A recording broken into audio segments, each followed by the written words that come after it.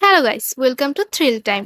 আজকের এই ভিডিওতে আমি তোমাদের জন্য চরম হাসির ড্রামা ওয়েলকাম টু ওয়াইকিকির পার্ট 2 এর এক্সপ্লেনেশন নিয়ে এসেছি। তুমি যদি এখনো পার্ট 1টা না দেখে থাকো তাহলে আমি কমেন্ট বক্সে লিংক দিয়ে দিয়েছি, তুমি চাইলে সেখান থেকে দেখে আসতে পারো। এছাড়াও ডেসক্রিপশনে লিংক দেওয়া আছে, সেখান থেকেও দেখে আসতে পারো। আর তাছাড়াও তুমি আমার চ্যানেলের প্লেলিস্টে গেলেই সবগুলো ভিডিও পেয়ে যাবে। আচ্ছা হ্যাঁ, আরেকটা কথা, তুমি যদি আমার ভিডিও দেখতে ইন্টারেস্টেড হয়ে থাকো তাহলে অবশ্যই থ্রিল টাইমকে সাবস্ক্রাইব করে দিও। তাহলে চলো এবার এক্সপ্লেনেশনে যাওয়া যাক। আগের ভিডিওতে আমি এপিসোড 1 থেকে এপিসোড 5 এক্সপ্লেন করেছি। এই ভিডিওতে আমি এপিসোড 6 থেকে 10 এক্সপ্লেন করব। তো এপিসোড 6 এর শুরুতে আমরা দেখি রাতে ডঙ্গুর তার এক্স গার্লফ্রেন্ড সোহার সাথে দেখা হয়। আসলে সোহা যেই ছেলেটার জন্য ডঙ্গুকে ব্রেকআপ দিয়েছিল সে কোনো থাই রেস্টুরেন্টের ওনার না, বরং ফ্রড ছিল। আর সেই ফ্রড সোহার সব টাকা পয়সা নিয়ে ভেগেছে। আর এখন সোহার কাছে এক টাকাও নেই, এমনকি সোহার তো থাকার জায়গাও ছিল না।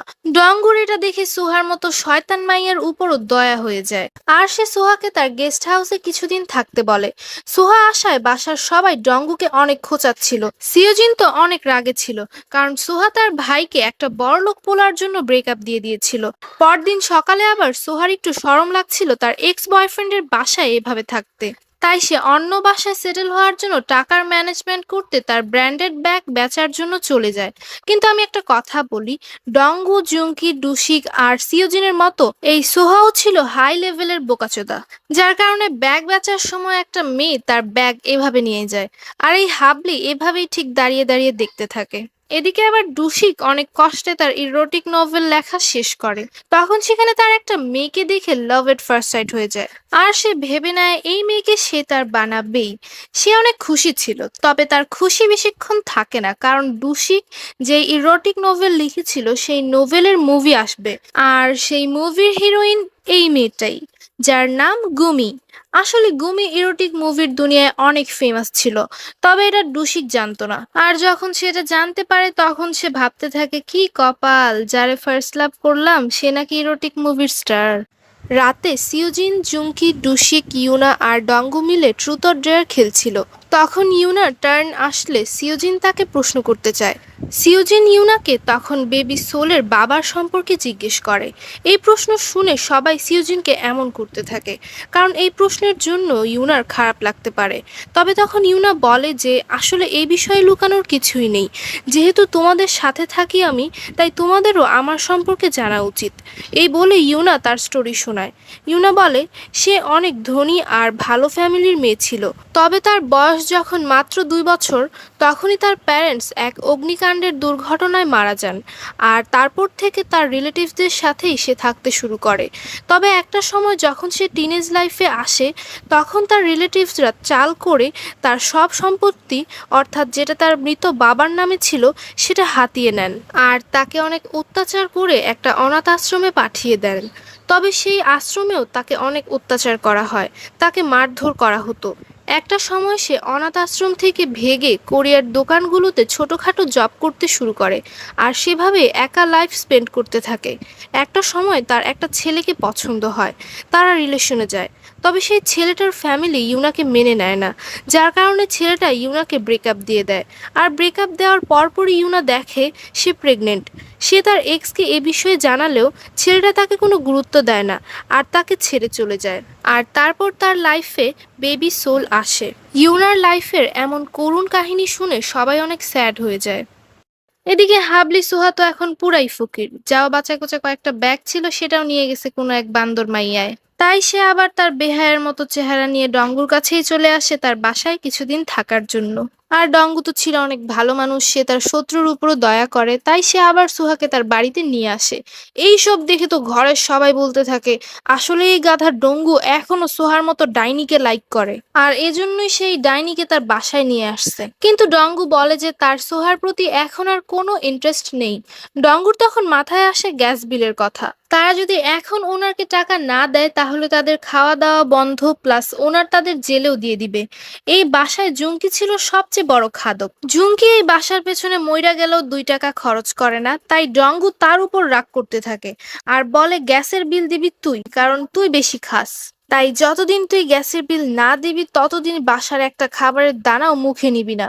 জুমকির সেলফ রেসপেক্ট নিয়ে কথা হয়েছে, তার খাওয়া দাওয়া নিয়ে তাকে খোঁটা দেওয়া হয়েছে, মানে তার চরম লেভেলের বেইজ্জতি আজকে ডঙ্গু করেছে। তাই সে ভাবে আমি যেভাবেই পারি টাকা ইনকাম করে এই শালার ডঙ্গুর মুখে মারমু। পরদিন সকালে আবার ডিরেক্টর এরোটিক মুভির জন্য মেল অ্যাক্টরের অডিশন নিচ্ছিল, আর যেহেতু ডুশিক ছিল রাইটার তাই তারা তাদের সাথে অ্যাজ এ জাজ ডুশিককেও রাখে। ডুশিক তো তখন পাগলা হয়ে যাচ্ছিল এটা ভেবে ভেবে যে তার ফার্স্ট লাভের সাথে কে ব্যাট সিন করবে সেটা নাকি সে চুজ করবে। এই জেলাসির কারণে সে সব ছেলেদের মধ্যে কোনো না কোনো খুঁত বের করে তাদের রিজেক্ট করতে থাকে।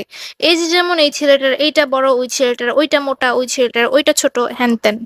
আর শেষে এখানে অডিশন দিতে ছাগল জুমকিও চলে আসে। এই গাধার যেহেতু ডঙ্গুর মুখের উপরে গ্যাসের বিল মারতে হবে তাই সে ইরোটিক মুভিতে কাজ করার জন্য এসেছে। জুমকি ডুশিককে আর ডুশিক জুমকিকে দেখে সারপ্রাইজড হয়ে যায়। জুমকি বলে সে তো কোনোদিন কল্পনাও করতে পারেনি যে তার ভোলা ভালা ফ্রেন্ড ডুশিক কখনো ইরোটিক মুভির জানোয়ারের মতো খারাপ খারাপ লাইন লিখতে পারবে। ডুশিকও তখন বলে ভাই তুই আমার কথা তো বাদই দে, আমি তো তাও স্ক্রিপ্ট লিখছি, কিন্তু তোর লেভেল এতই নিচে চলে গেছে যে তুই এখন ইরোটিক মুভিতে কাজ করবি। জুমকি বলে যে আরে আমি তো কত ভালো ছেলে, কিন্তু আমি এখানে এসেছি ডঙ্গুর মুখে গ্যাসের বিল মারার জন্য। এদিকে আবার ডিরেক্টরের শালাও কম ছিল না, ডিরেক্টরের মাথা এতই ক্রেজি ছিল যে তিনি অডিশনে আসা সব বান্দরগুলোর থেকে এই গাধা জুমকিকেই চুজ করেন। গুমির সাথে ব্যাট সিন করার জন্য জুমকিকেই সিলেক্ট করা হয়। ডুশিক বেচারা তো এই কাহিনী দেখার পর পাগলা হয়ে যাচ্ছিল যে এখন আমার নিজের ফ্রেন্ডই আমার ফার্স্ট লাভের সাথে ব্যাট সিন করবে। এই ভয়ে সে জুমকিকে মুভিতে কাজ করতে মানা করতে যায়, কিন্তু জুমকির মাথায় তো ছিল টাকার ভূত, আর তাই সে এক্সাইটমেন্টে ওয়ার্কআউটও করছিল যাতে সে এমন ব্যাট সিন করতে পারে, এমন ব্যাট সিন করতে পারে যেটা আজ পর্যন্ত ইতিহাসে কেউ করতে পারেনি। এরপর ডুশিক রাতে জুমকিকে ব্যাট সিন করা আটকানোর জন্য তাকে অ্যালার্জির ট্যাবলেট খাইয়ে দেয়, আর এই গাধাও ঘুমের তালে তালে ট্যাবলেটকে ক্যান্ডি ভেবে অনেক ইজিলি চাবিয়ে খেয়ে নেয়। আর সকালে ট্যাবলেটের কারণে তার ফেসের নকশাই একদম বদলে যায়। জুমকিকে দেখে মনে হচ্ছিল সে অনেক রুগী মানুষ। টাকার লোভে তখন এই পাগলা মেকআপ করে হলেও ব্যাট সিন করতে চলে যায়। লাস্টলি ডুশিক হার মেনে জুমকিকে সব কথা বলে দেয় যে গুমি তার ফার্স্ট লাভ, আর জুমকি যাতে তার সাথে ব্যাট সিন না করে, আর করলে ডুশিক হার্ট অ্যাটাক করবে। তখন জুমকি ডুশিকের ফিলিং বুঝতে পারে, কিন্তু জুমকিরও তো টাকার দরকার। তখন ডুশিক জুমকিকে সেই টাকা দিয়ে দেয় যে টাকা ডুশিক স্ক্রিপ্ট লেখে ইনকাম করেছিল। জুমকি তখন একদম সোয়াগের সাথে টাকা নিয়ে হাজির হয়ে যায় ডঙ্গুর মুখের উপরে টাকা মারার জন্য। সে ডঙ্গুর মুখের উপরে এইভাবে টাকা মারে, ডঙ্গু তো পুরাই ঝাটকা খেয়ে যায় যে এই গাধা এত টাকা এত অল্প টাইমে কই থেকে জোগাড় করলো। জুমকি তখন ডঙ্গুকে টাকা দিয়ে তাকে একদম ভালো মতো ইচ্ছা মতো অপমান করে। এদিকে এই গাধারা নিজেদের নাটক নিয়ে বিজি, তো আরেকদিকে ডঙ্গুর এক্স গার্লফ্রেন্ড সোহা ড্রামাবাজি করতে বিজি। সে তো অসহায় দেখে তার উপর দয়া করে ডঙ্গু তাকে বাসায় থাকতে দিলেও এই ম্যাডাম তো বাসায় এসেই তার রং বদলে ফেলেন।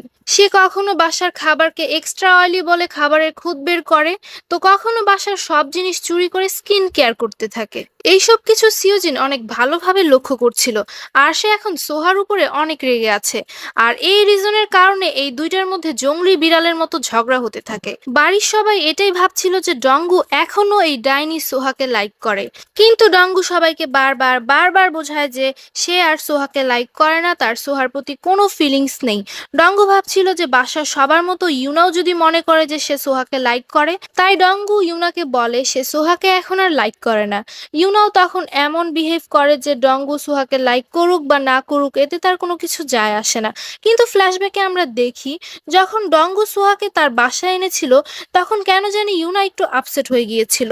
এরপর ইউনা গ্রোসারি কেনার জন্য বাইরে যাবে, তখন ডঙ্গু তার সাথে যেতে চায়, কিন্তু তখনই সোহা প্লেট ভেঙে ফেলে আর তার পায়ে একটু ব্যথা পায়।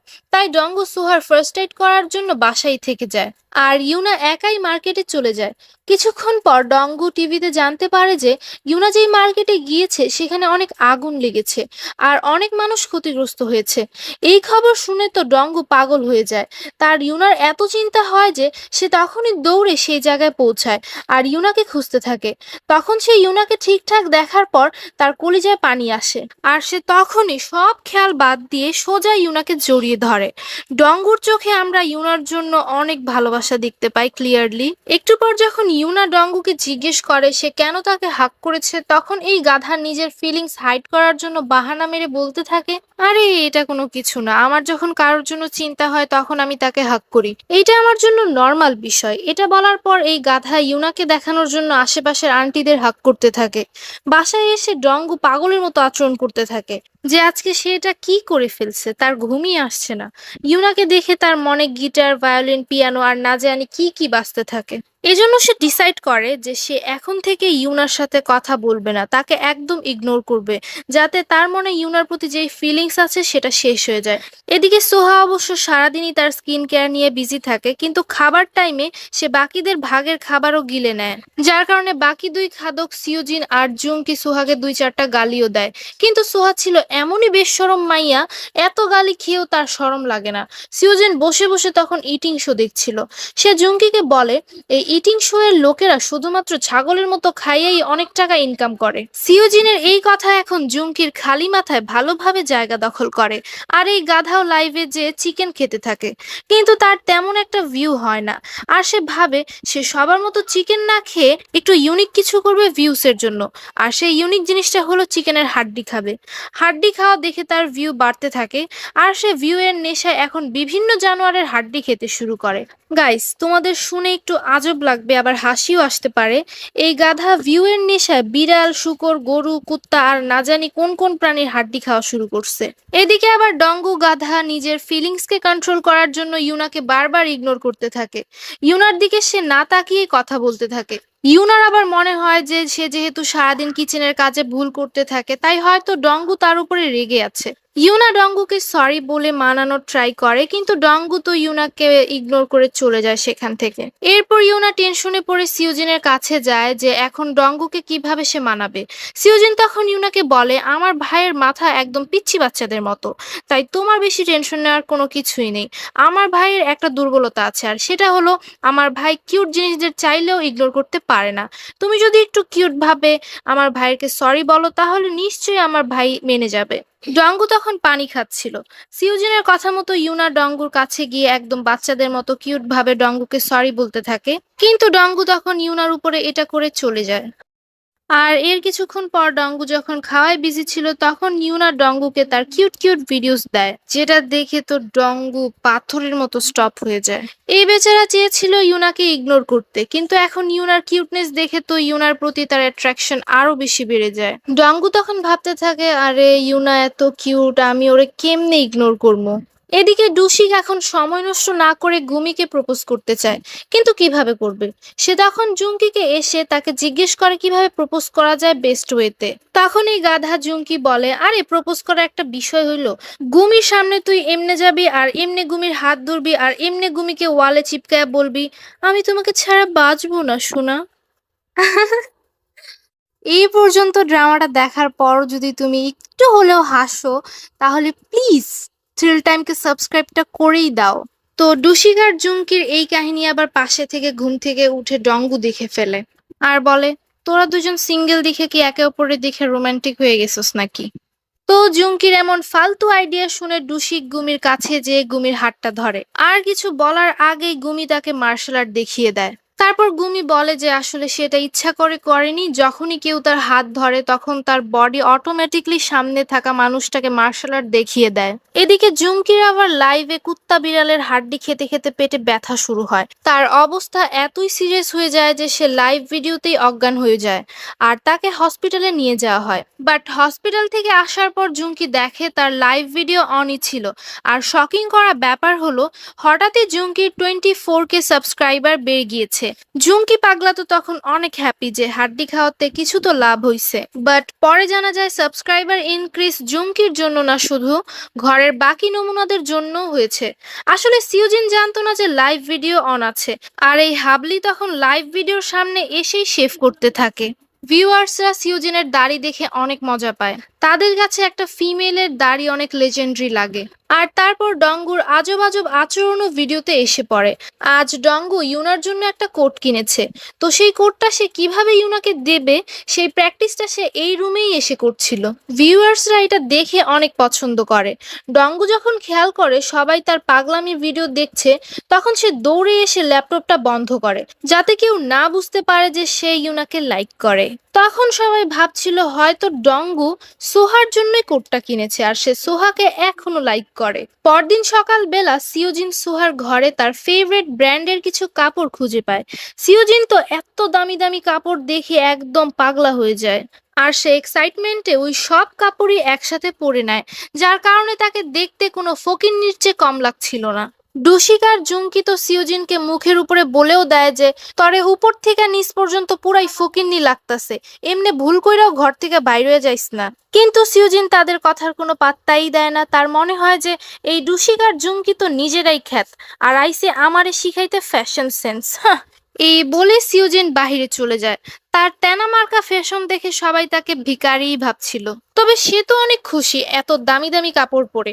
সে বারে এসে 2-1 প্যাক ড্রিঙ্কও করে নেয় আর বাস স্টপে এসে মাতাল হয়ে ঘুমিয়ে পড়ে নেশার কারণে। মানুষ তাকে ভিখারি মনে করে অনেক টাকা দিতে থাকে।